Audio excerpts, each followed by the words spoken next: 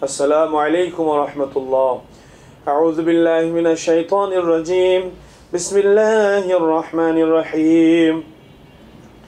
يسألونك عن الشهر الحرام قتال فيه قل قتال فيه كبير وصد عن سبيل الله وكفر به والمسجد الحرام وإخراج أهله منه أكبر عند الله والفتنة أكبر من القتل ولا يزالون يقاتلونكم حتى يردون عن دينكم إن استطاعوا ومن يرتد منكم عن دينه فيمت وهو كافر فأولئك حبطت أعمالهم في الدنيا والآخرة وأولئك أصحاب النار هم فيها خالدون.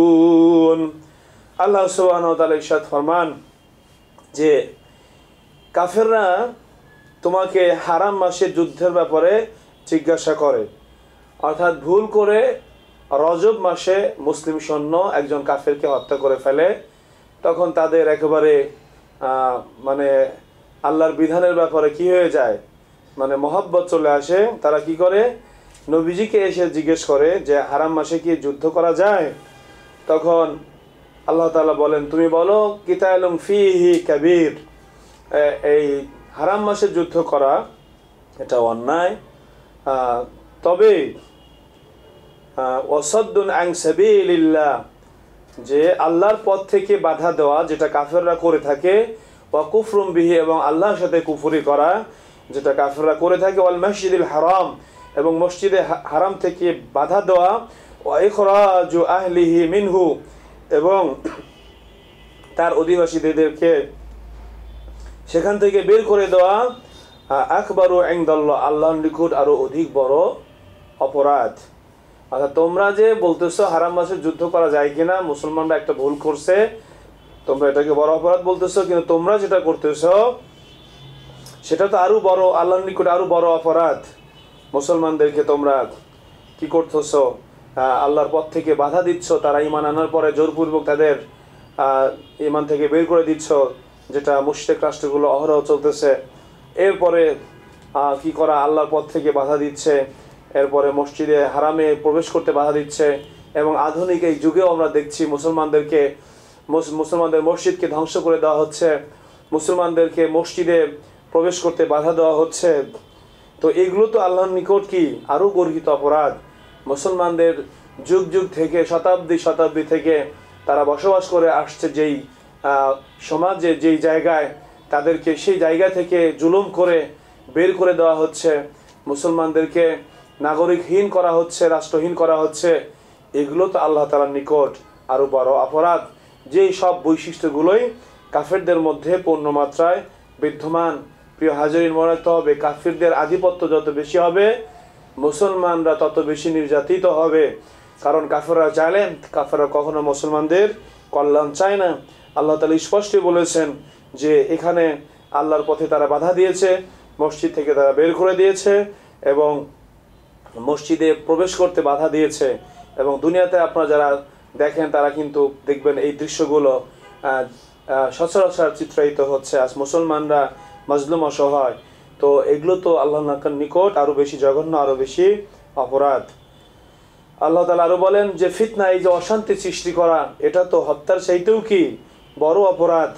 মুসলমানদেরকে দিন থেকে ফিরে নেওয়া, এগুলো তো হত্যার চাইতেও কি আরও বড় অপরাধ। আল্লাহ তাআলা আরও যে বিষয়টি স্পষ্ট করেছেন, যেটা আমরা দুনিয়াতে স্পষ্ট দেখতে পাচ্ছি, সেটা হলো আল্লাহ তাআলা বলেন, ওয়ালা ইয়াজালুনা ইউকাতিলুনাকুম হাত্তা ইয়ারুদ্দুনা আন দীনিকুম ইন ইসতাতাউ। আল্লাহ তাআলা বলেন যে তারা কখনোই বিরত থাকবে না যুদ্ধ থেকে, অর্থাৎ কাফেররা মুসলমানদের বিরুদ্ধে যুদ্ধ করবেই যতক্ষণ না তারা কি করবে, তোমাদেরকে তোমাদের দিন থেকে ফিরিয়ে আনবে। যদি তারা পারে, তাহলে বোঝা গেল বিশ্ব কুফর মুসলমানদের সাথে যুদ্ধ করবেই, কারণ তারা চায় আমরা সবাই যেন কি হয়ে যাই, কাফের হয়ে যাই। অতএব এই যে একের পর এক আজকে মুসলিম বিশ্বে আক্রমণ, এটা কিন্তু তারই ধারাবাহিকতা। আমরা দেখলাম যে ইরাকে ধ্বংস করে দেওয়া হলো, এরপরে সিরিয়াতে আক্রমণ করা হলো, লিবিয়াতে আক্রমণ করা হলো, এবং আফগানিস্তানে আক্রমণ করা হয়েছে। তো আফগানিস্তানে তারা যথেষ্ট মার খেয়েছে এবং লেজ গুটিয়ে পালিয়েছে, এটাই বাস্তবতা।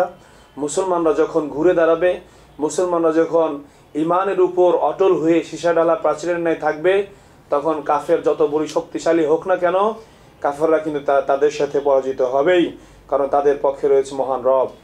তো এই যে ইরানের যে আক্রমণ, এখন ইরানের সাথে আমাদের আকীদার অনেক পার্থক্য রয়েছে, সেই বিষয়ে আমি বলবো না, কিন্তু কাফেররা তো তাদেরকে মনে করে যে মুসলমান, এবং তাদের আধিপত্য মানে ইরানিদের যে শক্তি তাদের জন্য বিপজ্জনক মনে করেই কিন্তু তারা কি করছে, ইরানে আক্রমণ করেছে।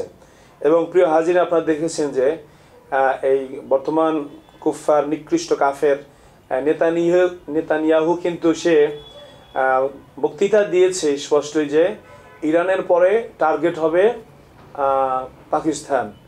তো এই যে এটা কিন্তু আল্লাহ তাআলা যে বলেছেন কাফেরদের বৈশিষ্ট্য, এটা ধারাবাহিকতা কিন্তু অব্যাহত থাকবে যতক্ষণ না তারা আমাদের সাথে পরাজিত হয়।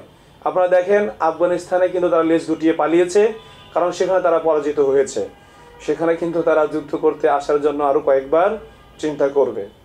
কিন্তু যেখানে দুর্বল পাবে সেখানে কিন্তু তারা যদি তারা পারে, অর্থাৎ যেখানে তারা দুর্বলতা পাবে তারা কিন্তু সেখানেই আক্রমণ করবে। কতক্ষণ পর্যন্ত?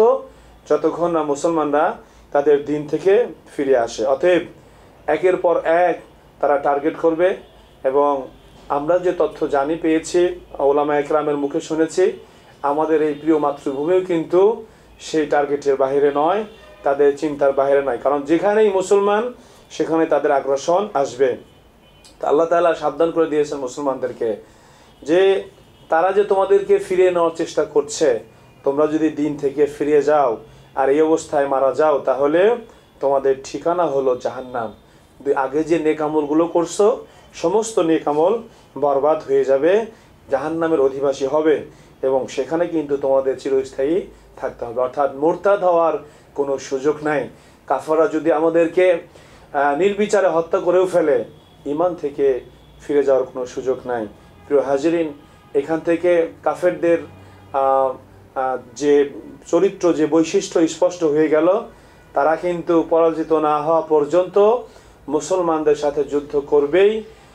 অতএব আমাদের মুসলমান শাসক যারা আছে তাদের উচিত হলো সম্মিলিতভাবে এই কাফেরদের বিরুদ্ধে জোট গড়ে তাদের সাথে যুদ্ধ করে তাদেরকে পরাজিত করা, এবং অচিরেই ইনশাআল্লাহ সুবহানাহু ওয়া তাআলা অচিরেই কাফেররা পৃথিবীতে পরাজিত হবে, তারা তাদের শক্তি সক্ষমতা সব ধ্বংস হয়ে যাবে। আমরা রবের কাছে আকাঙ্ক্ষা করছি, কামনা করছি সেই সময় যেন আমরা আমাদের এই দুচোখ দিয়ে দেখে আমাদের হৃদয়ে শান্তি অনুভব করতে পারি। আল্লাহ তাআলা সেই তৌফিক দান করেন।